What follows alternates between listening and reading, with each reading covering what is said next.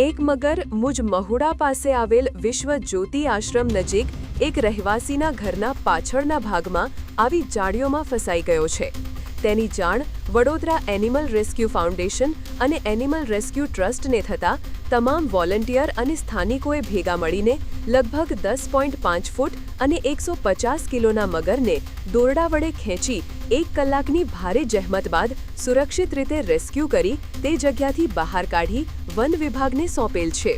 Wild life activist યશ તડવી દ્વારા જણાવવામાં આવ્યું હતું કે આ મગર એક જગ્યાથી બીજી જગ્યાએ સ્થળાંતર કરતી વખતે આવી ગયો અને જે જગ્યામાં ફસાયો હતો ત્યાંથી બહાર કાઢવો ખૂબ જ મુશ્કેલ હતો, પણ તમામ વોલન્ટિયર અને સ્થાનિકના સાથ સહકારથી તે શક્ય બન્યું હતું।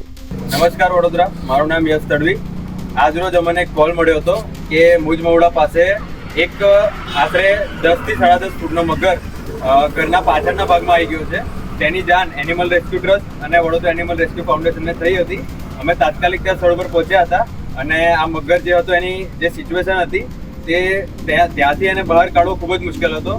આ બધી આજે ટીમ સાથે મળીને અને મગરને બહાર સહી સલામત રીતે રેસ્ક્યુ કરી અને વન વિભાગમાં જમા કરાવ્યો છે અને ત્યાંના જે રહેવાસી હતા તેમનો પણ ખૂબ સારો અમને સહકાર મળ્યો હતો, તેના લીધે આ શક્ય બન્યું હતું। Thank you.